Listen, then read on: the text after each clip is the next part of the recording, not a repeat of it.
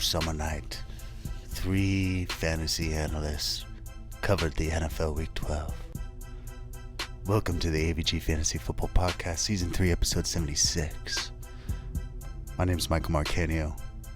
I'm here with Tyler Revelis on the left, also known as Itsy Boy T. And I got Anthony Revelis on the right, also known as Billabong Boy. He doesn't like Billa, the city of Billa, and he doesn't use bongs, but we still call him Billabong Boy. Today is Friday. We're going into Week 12. There is this week and next week until it's fantasy playoffs. Are you boys excited? How are you guys doing? Are you guys doing well in your leagues? It's getting down to the crunch time. The nitty gritty? The nitty gritty. The nitty titty. The nitty titties. We all just say nitty titty at the same time? But yeah, so we're going into there. We're going to do start sits. We always do these. We don't like, the main reason we actually started this podcast was because, you know, I've said it before, is we just got so frustrated watching people on ESPN say to start Julio Jones. It's like, okay, well, we can give better insight than that. Like, that's insane. That's the insight. So we started doing this podcast, and so that's what we try and do on these start sits for every week, is pick players that are kind of mid-tier and that will have a decent fantasy week for you. Some of these flex guys that you're uncertain on whether or not to play them. So that's what this podcast is all about. I got a little friend over here. You got a friend in me. I got a friend in me. But yeah, so that's what we're going over today. If you haven't subscribed to us on the Apple Podcast app already, go ahead and do that. If you haven't left us a rating and review, go ahead and do that as well. That helps us out big time.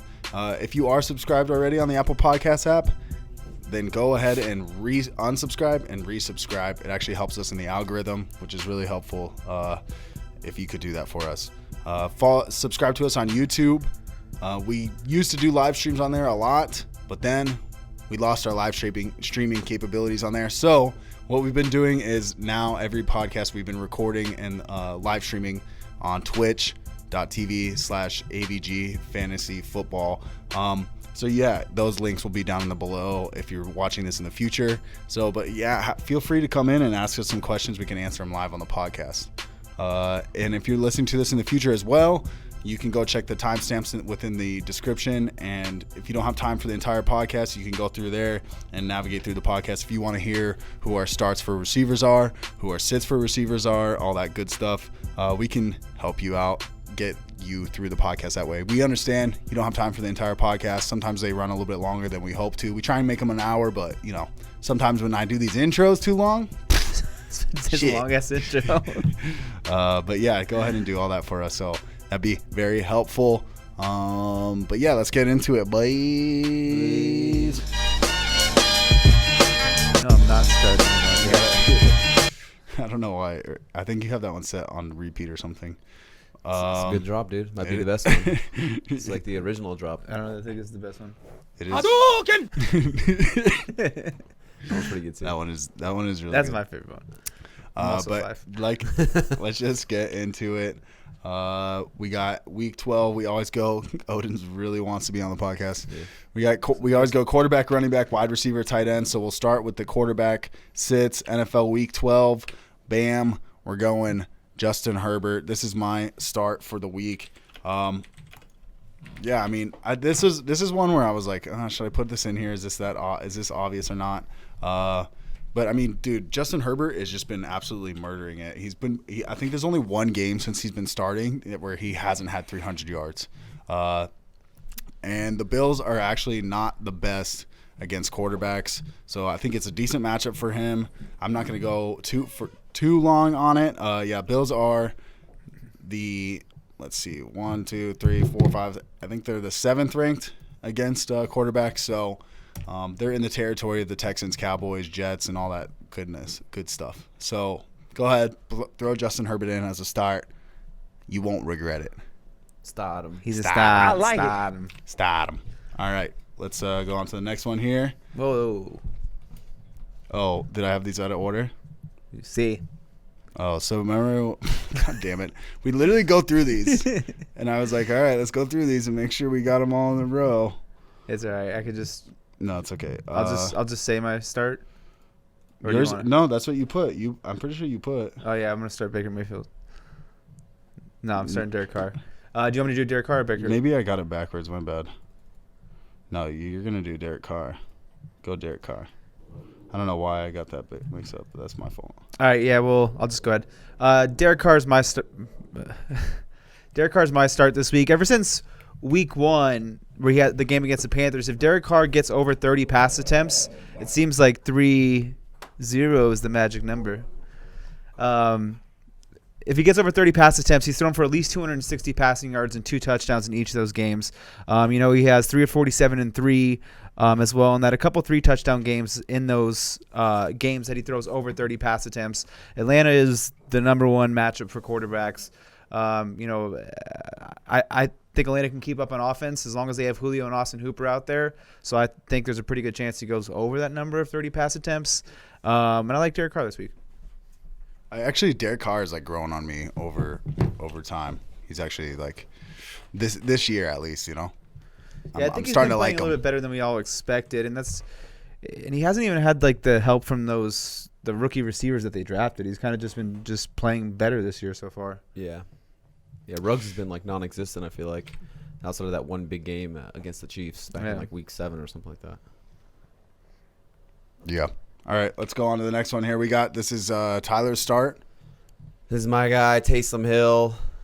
Kind of was like a cheat code for you last week if you were in the ESPN leagues. You could have threw him into your tight end spot, even though he's playing quarterback. They ended up switching that back. Now he's just like a quarterback. But, I mean, if you got him in as your tight end spot last week, he put up some good points for you, especially for the tight end position. He got you 24.4 points in his first game as the starting quarterback for the Saints there. But, I mean, he was more owned in ESPN since you could do the little hack of throwing him into the tight end spot. On Yahoo and NFL, he wasn't as owned. But he was one of our favorite waiver wire pickups this week. And, I like him. If I have him, I'd probably be playing him again this week. Just kind of like what I saw from him there. I mean, I feel like there's no difference between starting Lamar Jackson, Cam Newton, or Taysom Hill. I feel like they're all the same guys. Like, they're probably all three not the greatest passers, but what they bring to the table is their rushing ability, which should give you a safe floor each and every week. And all three of them, I mean, maybe not Lamar Jackson this year so much, but they're all kind of like the goal line backs for their offenses. I mean, he's had 7 or more carries and 45 or more rushing yards in 3 straight games. And then he was highly efficient as throwing the football last week, 18 for 23, 78% completion percentage right there. He didn't throw a touchdown, but he got you 2 touchdowns on the ground, so that really boosted his fantasy points there. And then it also helps when you have guys like Michael Thomas. I know Kamara didn't really get involved. I think it was his first game in 54 career games. He didn't have a catch or something like that. Well, maybe ever. Yeah. I think that Sean Payton and Taysom Hill are smart enough to understand, like, okay, like we have to get Kamara the ball. I've seen some things like some guy was like, oh yeah, Kamara's value's gone down now because of, Taysom Hill's not going to throw him the ball. It's like it was one game, but I think they're smart enough to understand, hey, you got to utilize your best playmakers to move the football. So yeah, I do like Taysom Hill this week. I feel confident throwing him into the quarterback spot. Would you? I like it. Like because me and Mike were kind of talking about stuff air a little bit for a second. Like, I mean, I don't know if I feel like there's somewhat of a chance that Tuesday game something could happen. Would you go with like a Taysom Hill for sure if you had him and Lamar Jackson just to get the guaranteed points? Yeah, well, I think we said it. I can't remember when we did it. Maybe when we were breaking down the Thanksgiving games before they moved the game to Sunday. But I was saying, yeah, I would start Taysom Hill over Lamar Jackson. Lamar Jackson is actually going to miss the game. He's out on COVID. But, I mean, if it was Taysom Hill or Big Ben, I think I'm going to go Taysom Hill just because, I mean, the Ravens still a pretty good defense. And, at least I know Taysom Hill can give him the safe floor with the rushing upside that he has each and every week. Yeah, and then if that game it's a Tuesday game, so that game got canceled, you'd be like, screwed. One thing I liked seeing was, too, is like, he didn't shy away from Michael Thomas. I mean, Michael Thomas had a Michael Thomas game, 9 catches, 104 yards or something like that. So it's like he was looking for his best playmakers. And that's what you like to see. It wasn't like he was trying to spread the ball around. He was like, okay, let me get the ball to Michael Thomas because that's my best weapon. I like seeing that from him. I like it. I think the only reason they moved the Steelers-Ravens game was because NBC paid for it to be a primetime game, and they lose a lot of money if they don't have that. So I think the main reason that they switch it, obviously it's for COVID also, but they want to move it to a primetime slot too. Yeah. But okay, let's go on to our sits for quarterbacks. We got Kirk Cousins, the first one here. Mr. Cousins. Mr. Cousins. Hey, Cousins. Kirk Cousins is like I feel like he's like the hardest person to point your finger on. Yeah, I mean, he's probably not being started in many leagues as it is. It was just kind of hard to find a certain quarterback that I was like, this matchup is pretty bad, or I just wouldn't feel confident playing him, even if it was like a DFS type of matchup. I mean, Cousins might not have Adam Thielen out there.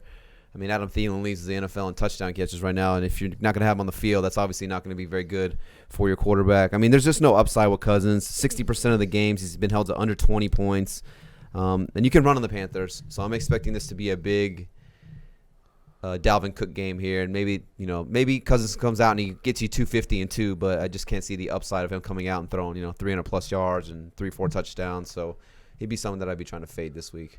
Yeah, I mean, if you have this is a note I'm going to bring up later, but you have two teams who are in bottom 5 in plays run per game. So it's like that's, when it comes to the Panthers and the Vikings, and you don't want to have a quarterback that's going to, it's basically going to be what the teams are going to more likely do is have a slow-paced game, probably lower screen. It has a high over-under, but I actually think it might, just based off the pace of play of both teams, it's more potentially of an under game in my personal opinion. You don't want a quarterback who's going to have slow pace of play on both sides.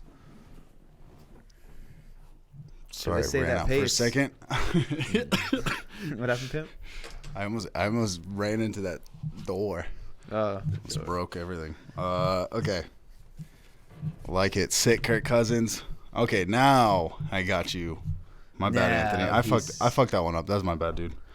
Yeah, Baker Mayfield. I mean, like Tyler said, it was kind of hard to find some not obvious type of. This week, I feel like it was kind of like a weird week with just not weird, just there was a lot of matchups that were either good or bad that were kind of obvious.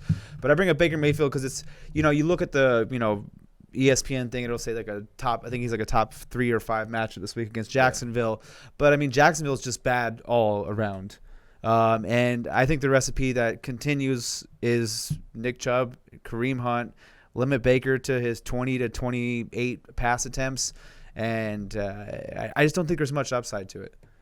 Yeah, no, I agree. Especially I was kind of hyped on Baker coming in to this year. I thought he'd be a little bit better off the play action. I think he is probably doing better, statistically off the play action.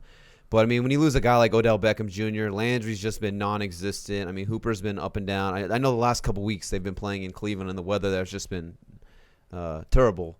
And it's been windy and raining in Cleveland, so this will be the first game where he's not playing with 30-mile-per-hour winds. But like Anthony said, I agree. I think they just ground and pound, and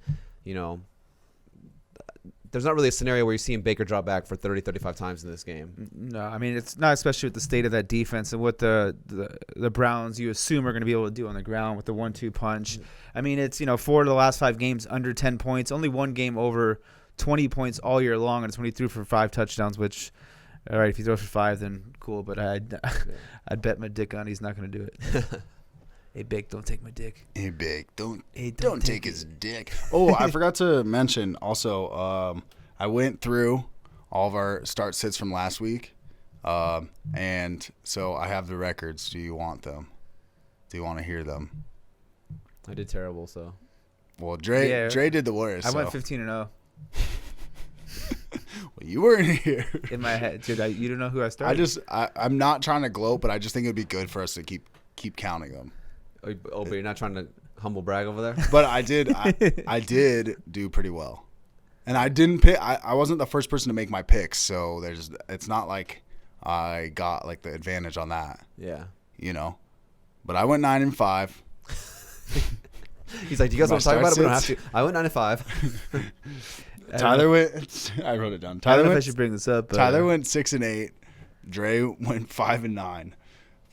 We told Dre to stop picking more obvious ones, and he went the complete opposite. So I think he can correct himself next week. I'm not going to put that as to fault to him. I think it will get better in the future, but we'll just say your boy won last week. So, anyways, okay. But I just want us to start keeping track of our thing. Oh, it's funny how you just start keeping track the week you did better. Oh my God! I said that before the week even. I said just randomly. I said that you do better than everyone. You're like, so I think we should start keeping track now. We'll just start from now. Last week he's like, I said it before we recorded last week. I said, hey, I marked all the ones from last week. I didn't even mention them.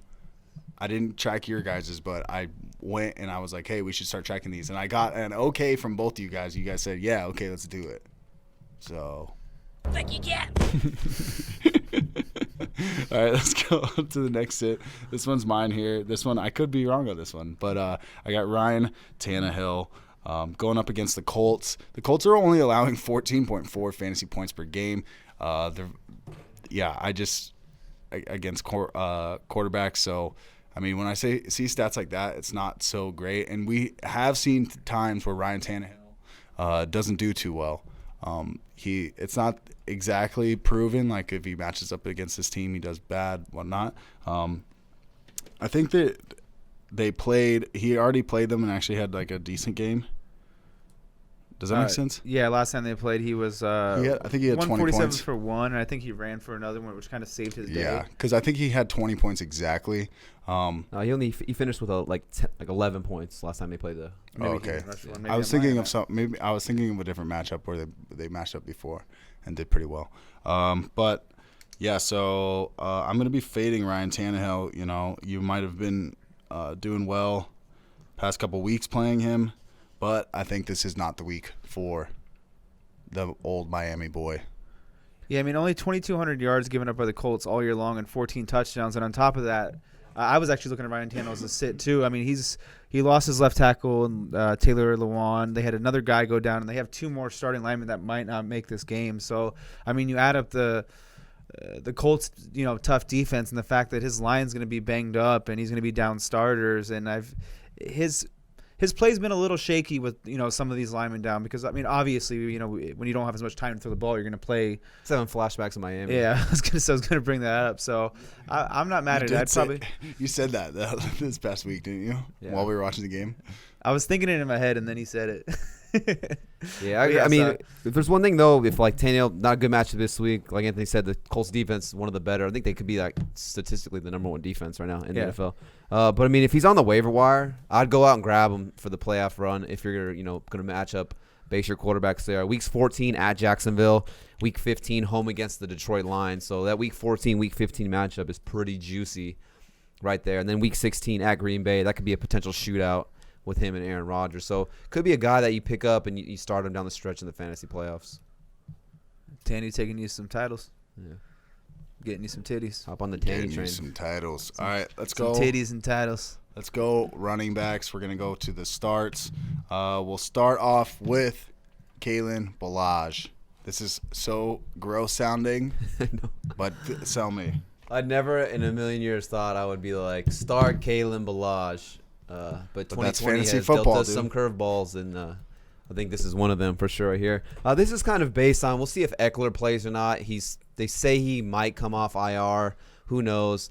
I guess maybe we could just touch on that for a second. If Eckler does come off IR and he plays, are you throwing him in your lineup, or do you want to wait 1 week to see how much he gets utilized? Because I find it hard to believe that him missing so long, with how severe the injury was, that they're just going to throw him back into like a workhorse role. I feel like they're kind of like ease him in.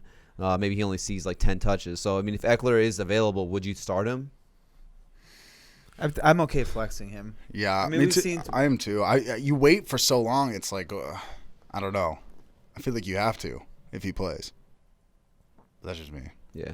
Well, yeah, I mean, it was, obviously if Eckler plays, it's kind of going to affect Kalen Ballage's value. But, I mean, if Eckler's out, yeah, I do like Kalen Ballage. Just make sure he plays. He's questionable in this game against the Bills. But since joining the Chargers three weeks ago, he's had 14 or more PPR points in all 3 games. He's averaging 21 touches a game during that 3-game stretch. And then you like to see the last 2 weeks, he's been kind of like the workhorse back for the Chargers here, 67% and 73% of the snaps. He's gotten 15 total targets in those last 2 weeks as well. So especially in PPR, he's giving you a safe floor. I mean, it's not really efficient. I think he's still rushing under like 4 yards a carry. But, I mean, with the amount of volume that he's getting and the amount of receptions that he's getting out of the backfield, I think Herbert throws to the running backs like the 5th most pass attempts to the running back position, Herbert does. So, I mean, the volume should be there for him. And then Buffalo is not very good against defending the run. I mean, they're giving up 135 rushing yards a game, which is fourth most in the NFL. And they've actually allowed 100 or more rushing yards or a touchdown in 4 of their last 5 games. So even if Eckler comes back, I think Ballage would be, could we say safe to say at least be the goal line back if they get in close there. So, yeah, I do like Ballage, especially if Eckler's out. Just like that, you're starting Kalen Ballage. What a year! What a year! What a year! He's free from What the a Adam Gase, Hey, Kalen. Hey, Adam what a Gase curse. year!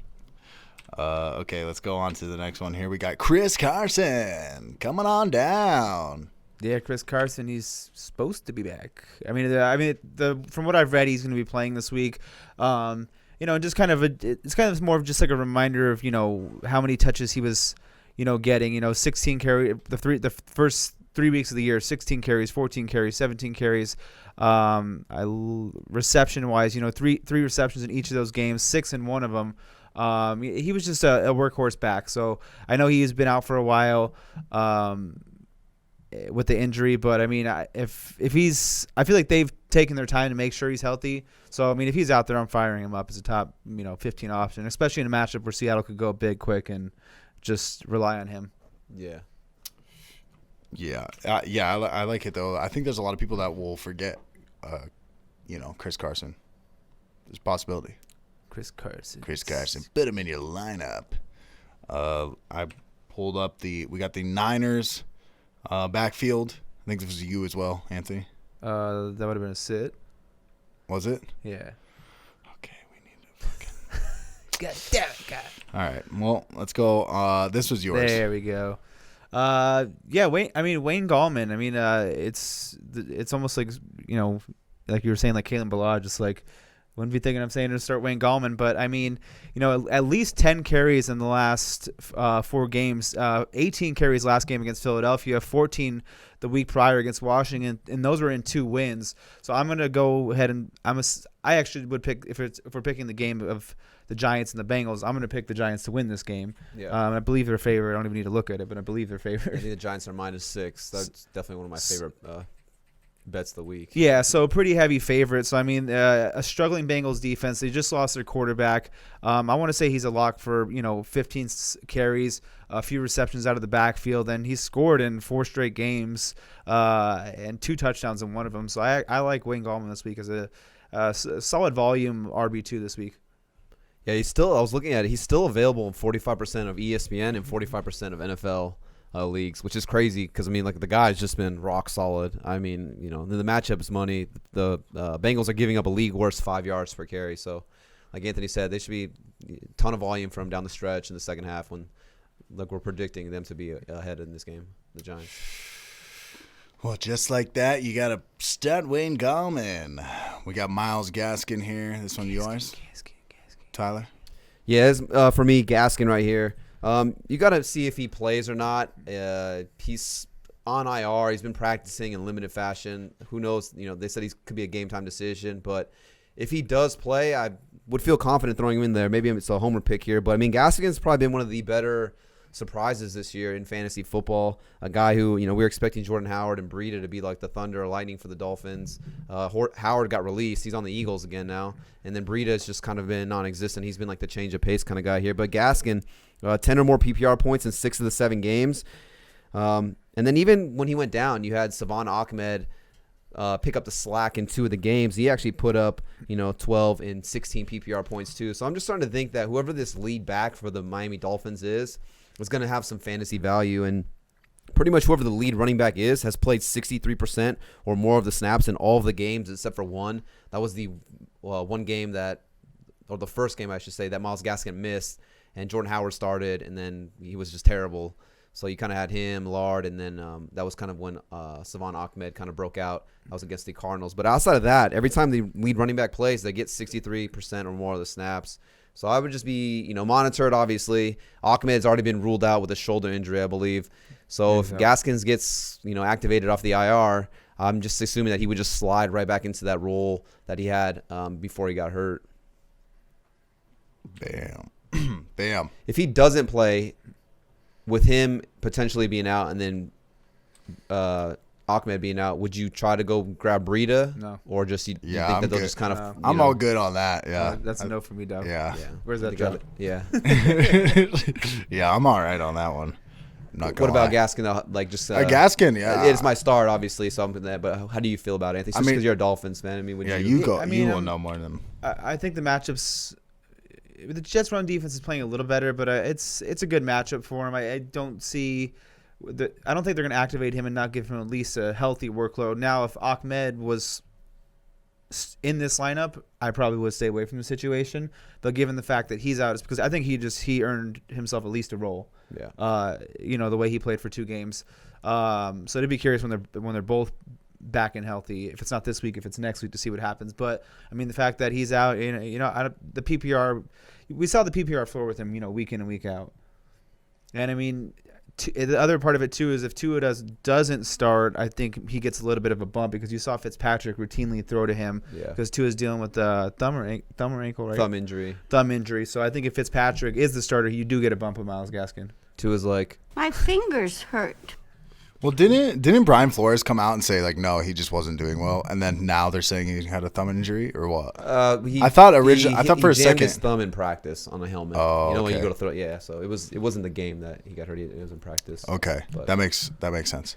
Okay, well then, if Gaskin's available on the waiver wire, people might have dropped him. I would definitely go out and grab him. Definitely check that. Definitely check that. All right, let's go. Next one here. We got my guy here. We got David Montgomery. I messed up putting all this in a certain order, but we're here. So David Montgomery should be coming back. They're playing against the Green Bay Packers. The Packers are giving up a lot to pass catching running backs. Their defense isn't that great against the run. So that being said, I think you play David Montgomery. If David Montgomery's out, what do you guys think? Cordero Patterson or what? Would you do it? I know you kind of disagree with me on this one, on David Montgomery, Anthony. It's just the reason it's just a messy situation. Their offensive line's beat up. You got questionable on the offensive line, the quarterback situation. My part of it too is he's just inefficiency game after game, and it's like how long are they going to be able to keep up with the Packers offense? So it's like how long are they going to be in a run first game script? So I mean, if he doesn't get into the end zone a lot of games, it's disappointing. So like I said, it's not a bad start, but it's not something I'm hyped to go and throw on, even with the matchup. I think I just like out of a lot of the matchups, this is one of the better ones for David Montgomery. So that's like why I've had him in a couple leagues and I've had him on my bench or in my IR position technically. And so I don't know. I'm just excited to throw him in this week. I think it's supposed to be super cold too in Chicago. So yeah. What's that saying where people say it's like if not it's now, bear weather. Or no, it's in Green Bay. When, excuse me. Right? But I know it's supposed to be cold. What? Yeah. What's the saying where it's like if not now then when? You're right. Yeah. So it's like to your point, it's like if you're gonna play if you're gonna ever play him, you're gonna play him in this matchup, or you're pretty much never gonna play him. Yeah. I feel like he's at a safe floor. For how like inefficient he has been for the volume he's getting, but I feel like he's been giving you at least a safe floor. Like he's not a guy who's gonna like win you your week. He's not gonna come out and get you 25, 30 points. But I feel like he's not a guy who's gonna like lose your week. He'll get you your 10, 12 points. It's not sexy, but he's a guy who you can throw in there as like an RB2. And he'll get you a consistent safe floor. He was getting utilized a lot out of the backfield since Cohen went down too. Yeah, which was nice to see finally him get incorporated in the passing game. Yeah, pass catching running backs against the Packers. All right, let's go on to our sits. All right. All right, dude. I didn't miss somebody's starts. We got Melvin Gordon. Yeah. I actually did both of these, so I put both of them in here. Me and you both picked this one for sit, so. Oh, we both picked it? Yeah. They're going to count that on your record next week? Oh, dude. Well, I mean, I picked it, and then you didn't look and saw that I picked it, and then, I don't know, you also picked my other sit, so I felt bad telling you 2 times. Did we? Yeah. All right, we can both get credit for it. All right. I'm going to see if you guys can reverse the curse. 2 weeks ago I said start Melvin Gordon because it was a money matchup against, I can't remember who they played. He came out and did terrible. So then the last week, he played against the Dolphins. I said sit him because it was a tougher matchup. Miami's defense was playing a lot better. Comes out and gets you 2 touchdowns. So obviously I can't predict when Melvin Gordon is going to be good. He does good in the bad matchups, and he does bad in the good matchups. So let's see if you guys can. Me and Anthony got it. We got it. Play him, sit him. Yeah, I mean, the Saints' run defense has been no joke. I mean, 12.5 fantasy points per game. given up to the running position. Now you have 2 running backs that are going after that 12.5 points per game. Lowest yard total in the NFL, lowest touchdown total in the NFL. So he scored 2 last week. The Saints have only given up 3 touchdowns all year. Also a 3.3 yards per carry. So there's a lot of 3s, 3. I just don't like the situation with both of them in here against that elite run defense. They're splitting carries, the lack of red zone touchdowns that they've given up, and it's spelling trouble for Melvin Gordon this week for me. Yeah, like there's like the only positive would be is he breaks off a long run, because I don't think if he breaks off a long run or gets in the end zone, it's gonna be a very disappointing game. Yeah, I agree. All right, I agree with you as well. This one's mine right here. Clyde Edwards Helaire going up against the Tampa Bay Buccaneers defense, who's been actually pretty dang stout. Okay. They're 4th best against the running back position. They're only allowing 14.7 points per game. I'm doing Clyde Edwards and Le'Veon Bell. And it just seems like Pat Mahomes is just passing the ball more. It seems like they're just kind of, I don't know. They're not using the run like they did back in the Kareem Hunt days back in those days. So I think you can fade Le'Veon Bell and Clyde Edwards in this one. Tough matchup. These guys haven't been putting up what you drafted them for or what you might have traded them for Le'Veon Bell. So, yeah, I'm going to fade both of these guys. Yeah, the Tampa Bay Buccaneers have only given up over 45 yards to one player all year, rushing all year long, and that was Christian McCaffrey, who got 52.5. And he's pretty nuts. good. And he's pretty good. He barely got over it. And he barely got over it. So every other running back, Kamara, everyone else has been under 45 yards rushing. So he needs to get into the end zone, or it could be a rough week for Clyde Edwards-Helaire. I would actually consider, it might sound crazy to say this, but I would consider maybe someone like Myles Gaskin or Wayne Gallman over Clyde Edwards this week. I've benched studs in certain situations. Not studs, but I don't think we're considering Clyde Edwards a stud anymore. When you drafted him, that's where we drafted him at. He's more of like an RB2. He's no longer a set it and forget it for sure, right? And this is a week where I would consider benching him. That's as crazy as it sounds. Nuts. If I'm in a must-win situation, it's like, what is his ceiling in this matchup? Like, what is his ceiling? Like, he has to get into the end zone twice, and what is his floor? Like 3 point, like a Zeke game from yesterday, because that's in his realm. So it's like, if I'm in a must-win situation, I would not be afraid to go with a more of an upside play, possibly. Yeah, that is nuts. Nuts. Let's go on to the next one here. There we go. I threw it back in there. 49ers running backs. This is your sit. I put it in the starts on accident. I didn't mean to. It's okay. But here you go. It's okay. Let's do it. Yeah, I mean, you got I know. I just forgot his name. Raheem Mostart. Raheem Mostert's supposed to be. There's a decent chance he suits up this week, but I mean, the Rams' rush defense is.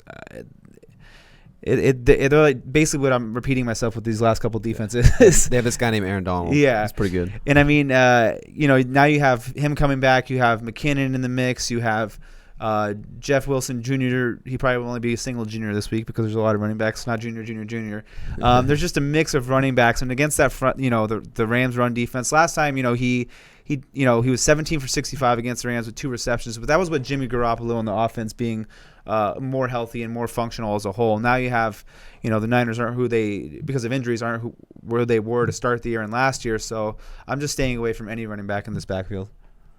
Yeah, and who knows how much work they give him. It's kind of the Austin Eckler thing again where, guy's been out for a while with the high ankle sprain. It's like, does he come back and do they give him the keys to the car again? Like, here you go, you're the lead guy. Or do they kind of, do they go with the hot hand approach? Or, do they split it up, 10 carries here, 10 carries there? So just a lot of question marks. He'd be one of those guys, like, I want to see at least one more week. I want to see at least 1 week of it before I feel confident throwing him into my lineup. I couldn't agree more. All right, let's go on to the next one here. We got Leonard Fournette. Leonard Dick Hands Fournette. Leonard's got a small catch ratio. My guy's got dick hands. Like, you ever watch that Monday night game? He literally dropped like 4 passes that are like 3 or 4 passes. Yeah, it's They bad. literally hit him right in the hands. And like I was talking about it, like these are passes that are like from me to you, Mike. And like obviously, if you can't see it, Mike's maybe like 5 yards away from me, like tops. Yeah. So it's like, 6 how are feet you at an least. NFL running back? You have these gloves on, and you can't catch a 5-yard pass. No one's even on you. Like, you know, he runs into the flats. It's not like he's being covered by anyone. He like literally just drops these balls. But yeah, I just wouldn't be playing Fournette right here. I mean, he's been a decent floor the last couple weeks. You know, he's had 9.5 or more PPR points in 4 of his last 5 games. But I just feel like there's no ceiling here for him. I mean, just not seeing the touches. After coming back in week 7, you know, he kind of took over 17 touches, 18 total touches those first 2 games. But then since then, 7 touches, 10 touches, 8 touches. That's just, you know, not enough volume for a guy who can't even catch a 5-yard pass. He's kind of touchdown dependent. I feel like if it doesn't fall into the end zone, you might not be too happy with what you get out of Leonard Fournette. Yeah, I'm with you. I agree. Who do you think wins safe this game? floor, but like the ceiling, I just can't imagine. You know, you don't expect Fournette to come out here and give you, you know, Yeah. 15 plus points, 20 points. You know. I really want the Bucs to win this game. Yeah. I really want the Bucs to win this game. Half-point PPR standard. I mean, he's just non-existent, I feel like. Yeah. Yeah, he's got a small catch window. Yeah. Anyways, we got Cam Akers. I think you put Rams running backs in here. I think I put Darrel Henderson and Cam Akers on here. I didn't have the Malcolm Brown one, but Cam Akers. Yeah, I'd be sitting Cam Rams- Akers. I think Rams- the main running back that's probably getting started out of the 3 the most would be Darrel Henderson. But yeah, I'd be sitting him. I mean, you know, the Niners division game, they've had an extra time to prepare. And just for whatever reason, like, I mean, Henderson, he's just averaging only 7.7 PPR points in his last 5 games. He's averaging just 9 touches a game in the last 3 weeks. They've just been splitting this, like, it's like a throuple. I mean, it's the whole, you know, we talk about the Ravens backfield for so long. You know, just, you know, all 3 of these guys are getting the same amount of work, same amount of touches. It's just kind of, you're just banking on someone to find the end zone. Like last week, Akers finds the end zone, so he does the best out of the 3. But even then, he still only got you like 8-9 points. And just, you know, last 3 weeks, no running back has seen more than 12 total touches. So like the volume's just not there. I mean, outside of him falling into the end zone, which, you know, who knows? They're getting close. It could be Akers. It could be Malcolm Brown. It could be Darrel Henderson. But, I mean, like I was joking around with Dre the other day, you know, do you want to be playing Russian roulette with your running backs? I don't. Rushing. So, Get be it? fading any of these Rams running backs this week. You guys get it, audio listeners? It's fading, man. It wasn't a full headbutt. Oh, you good. All right, let's go on to the wide receivers for week 12. We'll go on to the starts. Actually, I forgot to add in my start. That's what I forgot. I just realized. Running backs or receivers? No, you get your start. For running back. No, I missed one. I also have I don't have the template in here right now, but I have Brian Hill against the Raiders. Todd Gurley's out. But I think on the off chance, if you need, this is more like a stream, pick him up, throw him in there. He's probably most likely available in your league. But yeah, I think you can play Brian Hill against the Raiders defense in week 12. I had these stats right here, but then, yeah, the Raiders are giving up. They're like bottom 4 against running backs, fantasy points wise per game. They're giving up 25 or 22.6 fantasy points per game to the running back position. Sign me up if you can pick someone up possibly and throw them in as like a flex. If you're hurting this week, you know, maybe you have James Conner combo and then the Steelers game doesn't go through. Maybe throw Brian Hill in there. You might get lucky. Could be wrong on that one. I like it. I'm just curious to see how they split up that backfield with no Gurley. Like, does Ito Smith get some goal line work? Does he get a little bit more involved? I really do feel like Brian Hill has proved himself, though. So, yeah. I don't know. But, okay, let's go into wide receiver starts for week 1. We're going Eagles. Eagers. I watched. By the way, I watched Reagor. Team America the other day. I remember the fucking what is he when it's like Matt Damon. I totally forgot that's why we like do that all the time. Where'd you watch it on? I tried to Reagor. find it. Hulu? Dude, no, bro, I got the website. I'll tell you about it. Okay, you can't say it loud in there. Well, Pornhub? Yeah, no. It's like f2movies.to. It's like I don't know. It's like a spammy website, but you can play .to. every I movie. think you said Pornhub wrong. No, xxxvideos.com. Red 2. Wasn't that the original one? UJIS. UJIS. All right, Jalen Reagor. Why are you starting him in week 12? I mean, well, I just drew a blank for a second. I mean, Jalen Reagor got off to slow start because he was hurt. He missed most of the year. Come back the last 3 weeks, snap percentage 73%, 88%, and 93%. So he's getting on the field, and he's basically a starter now. He's worked his time into a starter. 6, 7, and 5 are the targets in the last 3 games. So a decent target share. He's had 47 yards, 52 yards, and he has 1 score in that time. The thing is, the Seattle Seahawks just give up the most yards in the NFL by it's like 500 yards. Yeah, like it's not even close. And then they also give up the teams just have passed the ball 55. I think it was 50 or 55 more pass attempts against Seattle versus any other team, which is basically 2 games worth of pass attempts. So you got a guy on the field, you got plenty of yardage being giving up. He has a home run ability, in his repertoire, and you have the potential for a high volume of targets. So and he hasn't had a huge game yet, but I think there's potential for a nice upside flex this week with Reagor. Like if I want someone who's kind of like that home run type of shot this week, I would throw Reagor in my lineup. Yeah, I think as so long as Carson Wentz doesn't fuck it up somehow, I think you're right. It's possible. Very possible. But I think you're right. Chasing, good game script, terrible defense, secondary. Which brings me to my start. Travis Fulgham. Copy paste whatever you said about Jalen Reagor. Travis Fulgham's just been getting a lot of targets. We've seen, and the guy's pretty good. So yeah, I would start Travis in week 12. Yeah, I mean it's weird because he's had 2 back-to-back games of 1 reception for 8 yards, but the targets have been 7 and 5 and 7 the last 3 games. So the targets have still been there. It's just Carson Wentz is the last also 2 weeks have had misconnections. Carson Wentz also has the second most bad throws in the league, and you know who has the most? You'll never guess it. Tom Brady. No, I mean fuck. Shot in the dark, baby. Yeah, never guess Tom it. Brady. Go. Tom Brady has 80. Michael Olave, you'll never. Fuck. Well, when I said that, He was like so confident that you just shattered his dream. Well, I wouldn't have guessed that. You broke I don't his know, I heart. just randomly guessed it, Doug. But the way I framed it, it makes sense why you guessed that. And also, you don't really like Tom Brady that much. But yeah, Tom Brady has 84 bad throws on the year. He's had some wide open shots that Yeah, I saw it on And fucking just Monday night. missed. He got me. I got eliminated from our survival pool because he doesn't want to throw the ball down the middle of the field. Yeah, it's pretty bad. But like you said, Fulgham had a bad game last week. But I mean, that was one of those Cleveland games where the weather was just all over the place. It's raining. It's windy, and so I mean, yeah, it's kind of hard to throw the football in those kind of conditions right there. I knocked my fucking mic. All right. Let's go on to the next one here. This is Anthony The Stein. Beasles. Oh, the Beasles. Cole Beasley. I like this one. Yeah. Great guy. Great rapper too. I forgot he's a rapper. Yeah, I think we talked about it last time, but Yeah, I mean, Cole Beasley, in the 2 games when John Brown completely hasn't played, he's at a 25 or 20, it's 24 to 26% target share, which that's a quarter of the pass attempts.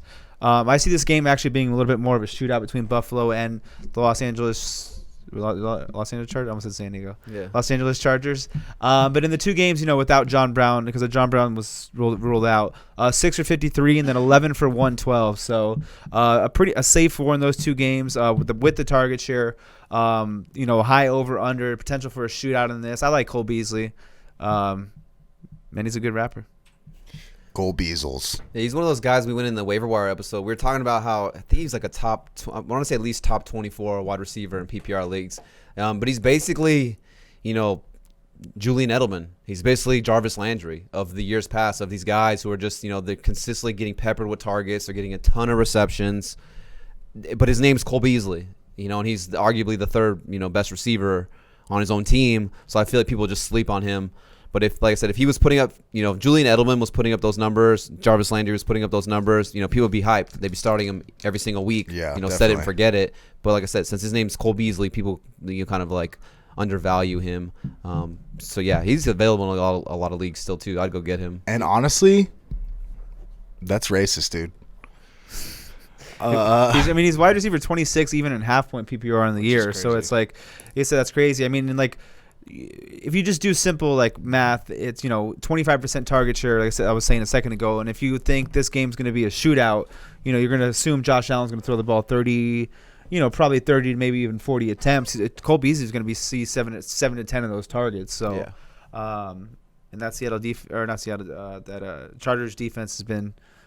They've been doing the Chargers defense banged up. They've been giving it up like Claire. Yeah, Casey Hayward was ruled out. They traded away Desmond King. I mean, Melvin Ingram's on. I think he's on IR or COVID or something like that. So, yeah, their defense is pretty depleted right now.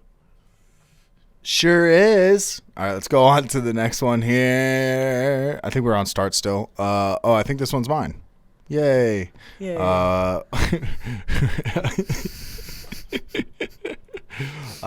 got Mike Williams.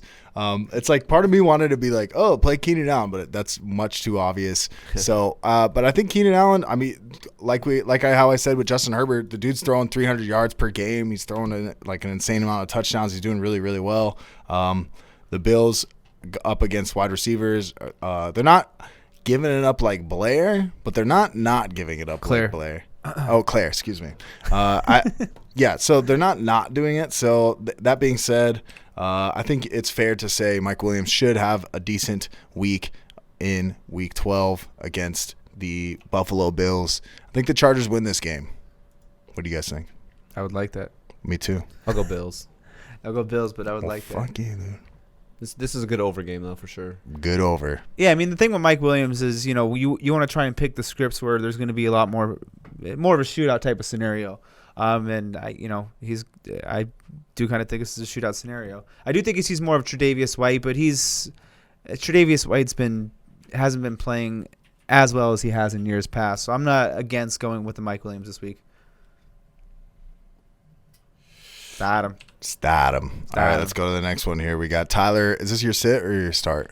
This is my start. I know Tyler Boyd, you've been pretty much setting and forgetting every single week. But, I mean, now that Joe Burrow goes down, just kind of want to, just keep the confidence, keep the faith for, Tyler Boyd owners. Don't, sit him all of a sudden now because you have Brandon Allen, the practice squad quarterback, coming up for the Bengals there. I mean, the game script should be, we're assuming the Giants are going to be winning, so they're going to have to be throwing the ball a lot. How many points did the Bengals score? Probably not a lot, but the matchup right here is good for Tyler Boyd. He's got the 8th best wide receiver cornerback matchup on Pro Football Focus. He's going to be going against the slot corner for the Giants, Darnay Holmes.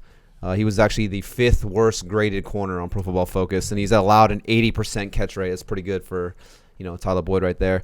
And he leads the team in targets. He's got 87 targets, 16 more than the next guy. So we're kind of seeing, I know it's difference from Burrow to Brandon Allen, but I feel like you're kind of seeing what Zach Taylor wants to do with this offense, and you're really seeing Tyler Boyd being the center part of the passing attack for the Cincinnati Bengals. So, I mean, if I'm going to bank on who Brandon Allen leans on, I'm going to assume it's the slot guy, shorter, quicker, intermediate routes to Tyler Boyd. AJ Green and Higgins, they'll be on the outside, but, when they're out there, they'll see James Bradbury, who's been pretty good. I don't think the quarterback's going to be forcing the ball to AJ Green and Higgins on the outside if you have a guy like Tyler Boyd who could just eat in the middle of the field. So, yeah, I still like Tyler Boyd this week, even with the backup quarterback. And James Bradbury is going to take away whoever's on the outside. So. You said it's not Ryan Finley, right? I think it's going to be the practice squad It's Brandon guy. Allen, yeah. Yeah. I don't know if you said that or Who's a not. Brandon Allen? So I don't think anybody's streaming that quarterback, but don't do Ryan Finley if you're going to do it. Do Brandon Allen. Actually, just don't even do it. Just don't do it. Dude. Okay. We're going to start Sterling Sheppard. Here's another guy right here. I kind of cheated. I threw 3 in here. for me. Just a guy I saw, I feel like we should really bring his name up, especially because they're coming off a bye. And, he was one of the guys in the waiver wire episode I think we went over. But Sterling Sheppard, he's been balling since he came back in Week 7, 10 or more PPR points in all 4 games, and he's had 6 or more catches in all 4 of those games. The Bengals not very good at defending the pass. They've given up the 4th most touchdowns to the wide receiver position. So I'm expecting Danny Dimes to be slinging that thing and Sterling Sheppard be on the opposite end of it and put up some points for you. I kind of like Danny Dimes this week, too, as a potential streaming option if you're in a pinch. Yeah, I'm not mad at that. I'm looking at him in one league. I almost made Sterling Sheppard my start as well. I forget the cornerback's name that he's got a matchup against, but if you take that cornerback's numbers and put him out for a year, it's like 80 receptions, 1,000 yards, and 8 touchdowns on the year. So decent, a pretty good matchup. And it's Sterling Sheppard. He's only played in 6 games and he has 6 red zone targets. So if you like Danny Dimes in this matchup. He's been targeting him in the red zone. So if this is maybe one of those Danny Dime games where he goes out and has, maybe 3-4 touchdowns, we've seen him do that. It wouldn't surprise me if Sterling Sheppard gets 1 or maybe 2 of those. Yeah. Okay. I just talked really fast. I like it. All right, let's go on to the next one here. We got Justin Jefferson. It's my other guy right here. This is your got start? a hat trick right here. Start him, yeah. This was kind of another one, no-brainer, I feel like, especially if Adam Thielen doesn't play. We'll see if, sometimes actually it hurts the opposing receivers, or the second receiver when the number 1 receiver is not out there. We've seen it kind of, with Corey Davis in the past, or, just some of these other players. We don't have that elite receiver out there, like a guy like Adam Thielen. It sometimes hurts the receivers. But, Justin Jefferson's been balling. This guy's arguably, could be up there in the Rookie of the Year candidate. But he's got 17 catches of 20 or more yards. That's actually the most in the NFL right now. And then he's got 3 games. He has 3 games with 9 or more targets. I'm expecting him to get around 9 targets this game with no Adam Thielen in there. But in those 3 games where he had 9 or more targets, these are the points he put up in PPR. 30, I think it's 30, 29, and 21. I have 39 here. That seems absurd, but yeah, 30. It says 39. Maybe that's wrong, but 21 PPR points. So he's just balling. He's only started 8 games, and out of those 8 games that he started, he has 4 games of 100 or more receiving yards. He's kind of getting into that set it and forget it role almost. I know I didn't like Kirk Cousins this week. I kind of just said, the floor, I felt like, or the ceiling wasn't really there. But, if Cousins comes out and gets you 250 for 2, you wouldn't be surprised. And I think Justin Jefferson would account for a lot of that. Yeah, Justin Jefferson. Hey, JJ. He knows how to count. I know you said account, but anyways. Let's go on to our sits for wide receivers. Question mark? We got Marquise Brown. Sit him. Don't play this guy. I'm on a hot streak over here. It's another one for me. Hollywood Brown could be one of the biggest busts this entire year. Definitely probably top 5 for what the expectations were for this guy coming into his second year. But right now he's currently wide receiver 54.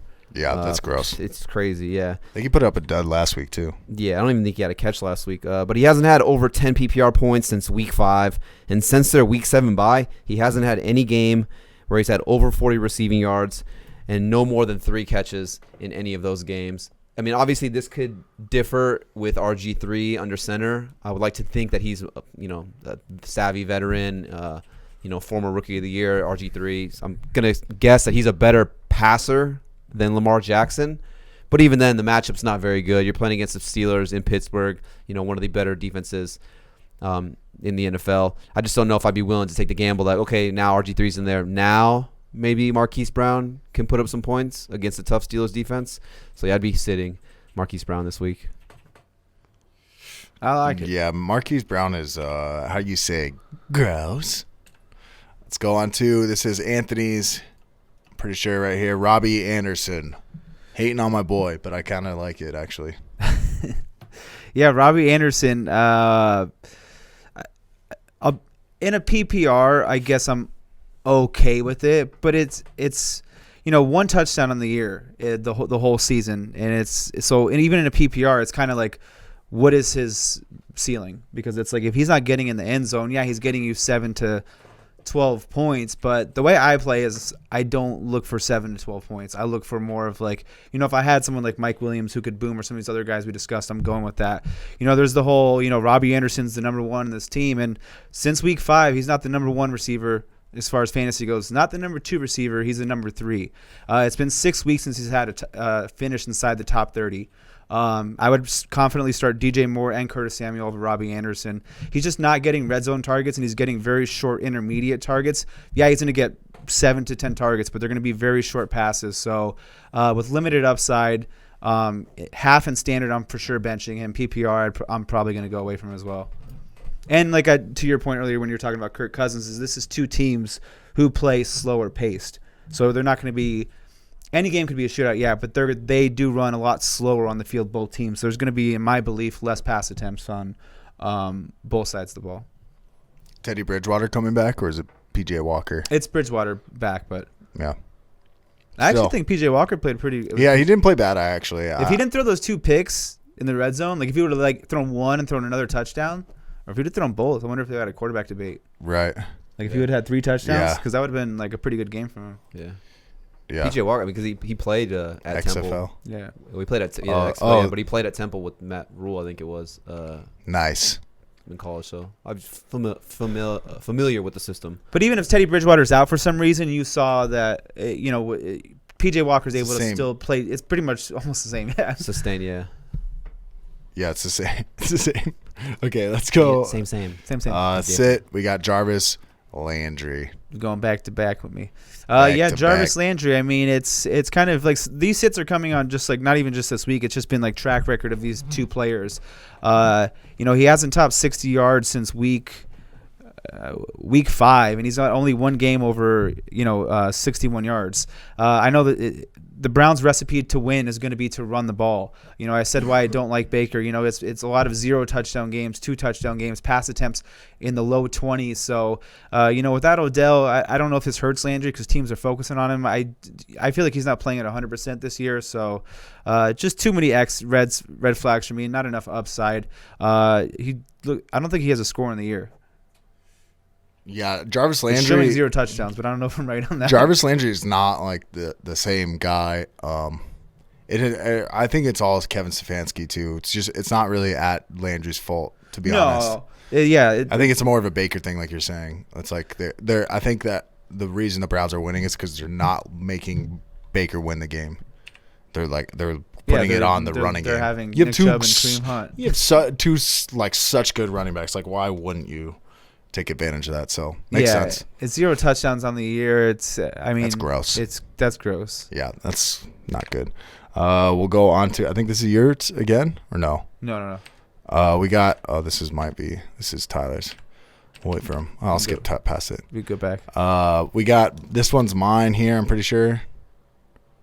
I think this is mine. Brandon Aiyuk. This one's mine. Double fireball. Sometimes we do this stuff and then forget. I feel like we have a lot of the same players a lot of times, so we'll forget who's who. Like we'll be talking and discussing like, oh yeah, like I forgot that you had CEH and then I picked it but didn't pick it because you had it, and I was like, oh wait, dude, that's not my guy. Yeah. Well, so we got the boy T is back. Yeah, he's back. We got the Niners are taking on the Los Angeles Rams this week, playing against Jalen Ramsey. I was about to say Jarvis Ramsey. They did a fusion dance. How you doing? But yeah, the Rams are just not letting any receivers do well. They're only averaging 17.2 fantasy points per game to the wide receiver, which is the lowest. They've allowed 6 touchdowns to wide receivers on the entire year. We're going into week 12, so I don't know if Rams have had a bye week. I'm pretty sure they might have. And only 6 receiving touchdowns is pretty nuts to me. So yeah, there's just a lot of question marks. I'm going to be fading Brandon Aiyuk. I'm going to be looking elsewhere in week 12. We'll go on to this one. We got past yours, so we'll go back to yours right here. We got Jerry Jeudy and Tim Patrick. You said Broncos receivers, yeah? Yeah, sitting these Broncos receivers. Like Anthony said earlier, the Saints defense has just been – they've been playing pretty good, especially these last 3 games. They've been playing lights out. They're really limiting the pass. I mean, over the last 3 games, they've only allowed 1 passing touchdown. I mean, they shellacked Tom Brady. I mean, Matt Ryan. I think it's been 2 weeks actually, or the 2 games they played. I could be wrong, but Matt Ryan last week didn't throw a touchdown either, I believe. So I mean, it's just kind of hard to see the upside for these guys. I mean, if you're going to start a guy like Tim Patrick or Jerry Jeudy, they've been okay in PPR leagues the last couple weeks. I mean, Judy's been getting 8 or more targets in 4 straight games. I think it was like 14, 10, 8, and 8. So, I mean, the volume is there. If I was going to start one, I'm starting Jerry Jeudy, but it'd have to be a PPR league just because, if he gets me 5 for 50, at least he can get me 10 points, like a safe floor. But, yeah, I'd probably be looking for how deep the wide receiver position is. I'd probably be looking elsewhere.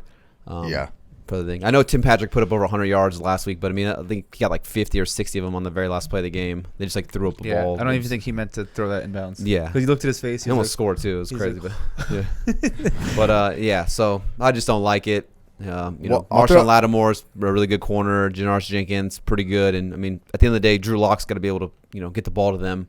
I don't have too much confidence and faith in Drew Lock. Yeah, 2 out of the last 3 games, to what you were talking about. I looked it up for you. I got your back, like Kyle Freck. 0 touchdowns in 2 of those, and then 1 in the other. Yeah. So 1 touchdown in 3 games, basically. Yeah, it doesn't show much upside. Yeah. I'll throw KJ Hamler in there for your stats. I'll throw your stats for your stats wise. So I did Brandon Aiyuk. We'll go on to my next one here. I got Denzel Mims and Jamison Crowder. Guess who the Jets play this week? So yeah, the Jets play the Miami Dolphins. You guys are big Dolphins fans, but your guys' corners with Byron Jones and Xavier Howard, those guys are really good. And it's like I don't want to just leave it at that, but I mean, shit, I might have to. I mean, I don't know, man. Your guys' say less. You guys' defense is just really, really good. I know the Broncos, like you said, the Broncos. Tim Patrick put up some points against you guys last week, but I think that was somewhat of a fluke, like you guys were saying during the game. I cannot imagine that. Is Sam Darnold or Joe Flacco? I believe Sam Darnold is going to play. Either way. Joe Flacco actually was targeting Denzel Mims a little bit more.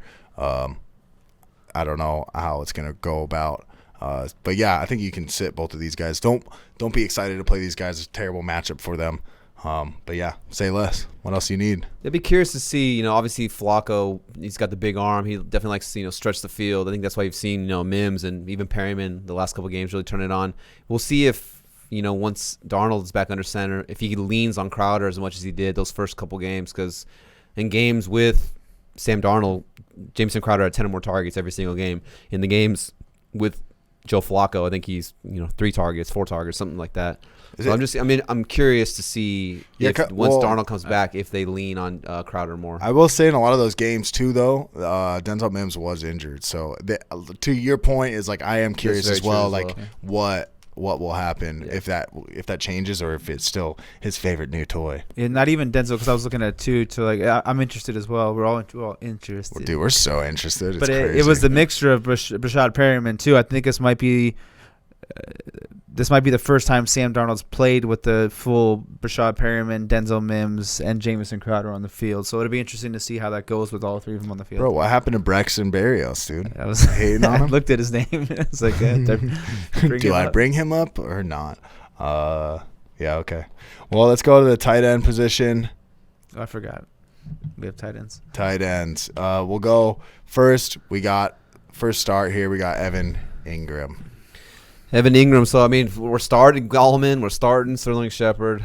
I mean, we said we could probably the Giants are winning the Danny Super Dimes Bowl if you want. So, just staying on the train here. I'm going to go with another Giant, Evan Ingram. I mean, especially the tight end position, it's been so rough, to find a guy. I think Ingram's probably been more disappointing for what you really expected to get out of him when you drafted him. But, I mean, the Bengals are pretty bad against the pass, and they're actually giving up the 3rd most yards per game to the tight ends. They're averaging giving up 59 receiving yards to the tight end position, and they are tied 6th most with touchdowns allowed to the tight end position. So you should get a safe floor here. If you're telling me the guy's going to get me around 50, 60 receiving yards, I'm assuming he's going to get me 4 or 5 catches, and then if he falls into the end zone, you like that as well. I mean, he's averaging 6 to 7 targets a game. So I think he'll put up a solid little safe floor. And then, like I said, if he gets into the end zone, he's really going to put up some good points for you. Yeah, play Evan Ingram. I mean, it really is like he's not a set and forget Evan Ingram anymore. I mean, he's out there. He's ran the six most routes out of any tight end. So he's out there running the ball. I just, I feel like, this schedule for the Giants to start the season was pretty rough, or definitely one of the rougher ones. So, this is obviously a good matchup. So, we've seen in years past, or last year, I should say, in good matchups, Danny Dimes has the ability to go out there and throw for 4 touchdowns, and 300 yards. So this is a good matchup. We could see a Danny Dimes game. And if he's going to have a good game, Evan Ingram's going to be one of the reasons why. Yeah, and Sterling Sheppard. Yeah, and Gallman. And Golden Tate. And he's going to run 80 yards again. Just kidding. Fall like you did. Fall like me? Bro, I can't believe I chugged that water faster than you yesterday. I think it's still half full. Yeah, it's still half full. He didn't even finish his. We'll go on to mine. I cannot believe I'm saying this, guys. I am starting. I'm telling you guys, this means a lot for me to say this because I hate the Browns. I don't hate the Browns, but I hate when people talk about them being good. I will admit, Kevin Stefanski's turning things around in that organization, I will say. But that all being said, put that to the side. Austin Hooper hasn't been the guy you drafted him for, but they're playing the Jaguars this week. Jaguars are tied for the most touchdowns given up to the tight end position. They're tied with the Atlanta Falcons and the Los Angeles Chargers at 8 touchdowns to the tight end position, which is pretty high. Pretty horny. It's pretty high if you think, okay, you might think, okay, well, there's been 11, games they've probably played. How could that be? That's not that high. It's not like, but, how many teams have a tight end that's actually like relevant fantasy-wise or relevant on that football team's offense, and they're still giving it up a decent amount of touchdowns. So that being said, Austin Hooper, I think you could start him against the Jacksonville Jaguars. I think he'll find the end zone this week. I think it is end zone dependent, but I think he'll be more fantasy relevant in week 12. And I feel confident throwing him into your lineup. I like it. Yeah. Let's go on to your start. We got the Rudolph. The red-nosed reindeer. He's played one game without Irv Smith, and that was his one good game. 4 for 61 or in a touchdown, I think, or 60. Irv Smith expected to miss the game. Adam Thielen out. Tyler brought up the point of, Justin Jefferson, while he's a rookie and he's been successful, if a team's trying to take him away, how successful is he going to be? It just basically leaves a pretty good opportunity for Kyle Rudolph to, see at least 5 targets in this game. And it wouldn't surprise me if he saw 7 or 8 just due to the situation of limited pass catchers, limited options. I mean, there's Tajay Sharp, Chad Beebe, ABB, all of Bobsy Johnson. So it's like, where's the ball going to go? Outside, if they take away Justin Jefferson, it's going to go to the tight end position, or Dalvin Cook could even see 8-9 targets. Wouldn't surprise me. So I like Kyle Rudolph a lot this week. I like it. Shit, man. I might go pick him up and start him. If I could, fantasy. I would. But he's been owned in every league I'm in. Yeah. I honestly haven't checked, but he might actually be owned in these leagues I'm talking about. But okay. Well, that being said, we'll go to our sits for the week. I think this one's yours too. No, it was probably Tyler. Oh, okay. I'm gonna assume. No, that's right. Okay, I'll do mine then. Okay. Let's go on to my sit. This is crazy because I have this guy in a lot of leagues. But I'm telling you to sit the Jonnu Smith. This has become Ryan Tannehill's favorite target. Not favorite, but he kind of leans on him in the red zone a lot. But they play the Indianapolis Colts. The Colts are pretty stout. How many touchdowns do you think they've led to the tight end position on the year? Yes, you. 2. 1. Ah, damn it. They've allowed 1 touchdown to the tight end position, which is pretty stout if you ask me. Only 5.1 fantasy points per game, and I think actually the only person who scored against him was Jonnu Smith. I think he's the only one who scored. So that might skew the stats a little bit, but I think And it was a rushing touchdown. Yeah, though. It wasn't a passing touchdown. So I think it's safe to say Jonnu Smith, if he's gonna have a bad week, it could be against the Colts defense. It's really good defense. Yeah, I mean, let's just leave it at that. You know what I mean? Yeah, I mean, I would start Kyle Rudolph over Jonnu Smith this week. Yeah. I mean, Jonnu Smith is really, like I said, he in the red zone, he's like hella targeted, but besides that, it's, you know, it doesn't look pretty for the guy. Yeah, it could be a very low floor week. Yeah. I think in that game, let me pull up his numbers real quick just to touch on, you know, if he didn't rush it in that game, he had, I'm trying to talk slowly, 2 for 14. So it would have been that would have been a bad game. Terrible. Yeah. And I know, but like the argument is Jonnu Smith is you know, touchdown dependent kind of tight end, and so does everybody. But I mean, that doesn't sound good to me. You don't want to. He's go not going to do that. Gives up one touchdown. He's not going to do that. Yeah. What he just did on the highlights there. Audio listeners, go check that out. Watch him have another 1-yard touchdown rush. Yeah, watch. We'll go on to yours here. This one's a ballsy one, but I like it. Jared Cook, sit for the week. I mean, I wouldn't say it's necessarily ballsy. We saw Taysom Hill come in and not target Jared Cook at all. One target. Yikes. And I mean, it's just been, you know, even the last, just as a whole in the offense, since Michael Thomas has been back, 3 targets, 2 targets, 1 target. So since Michael Thomas has been on the field, he's had no more than 3 targets. I'm not trusting a Jared Cook that's going to get me 1, 2, 3. I'll start Jonnu Smith over Jared Cook for sure. Yeah. Even with the 1 touchdown upside. Yeah. Kyle Rudolph's another name, but yeah, I'm fading Jared Cook pretty hard this week. Yeah. Sounds gross. Ewy. We can. I mean, I feel like we could cover. I feel we Tyler could say Higbee. what Tyler would want to say. This is a guy who was not big on all offseason. They got the Niners coming up, Sneezing. and I'm not going to start him. The Niners are pretty stout against. Yeah, they're pretty tight stout end. against tight ends. Yeah, and I mean, he might even potentially miss this game. He's been banged up. I mean, what's his stats over the last? I'll pull him up a little bit. Not good, I would imagine. Yeah, I don't ever since that 3 touchdown game, he's just been Tyler Higg bust. Tyler Higbee sucks. Yeah, Tyler Higg, bitch. Yeah, Hey. I'm with you. We don't start Tyler Higbee. But yeah, I mean, did you say that besides the 3 touchdown game? Yeah, I mean, besides the 3 touchdown game, I mean, I'm going to his game logs. I mean, it's been pretty bad. I mean, you know, let's see. Last time against San Francisco, 3 for 56, so he was okay. But I mean, he hasn't had more than 5 catches all year long, and he hasn't scored since that 3 touchdown game. So it's just like Safe bet to not play Tyler Higbee. Yeah, when you haven't been in practice, you haven't been incorporated into Sean McVay's game plan in a sense. Like they're in there running practices, they're doing things, and it's, you know, it's like if you're not on the field and you weren't really getting hyper targeted anyways, like what's to lead me to expect that you're going to be targeted in this game? Especially when you got Bobby Trees and the Cooper Cup. Yeah, they're switching back to the 3 wide receiver sets, huh?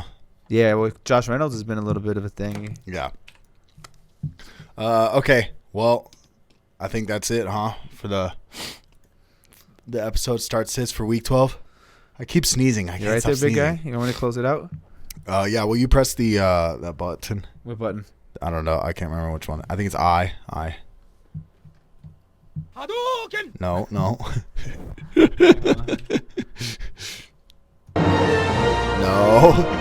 Lucky I had the fucking volume down.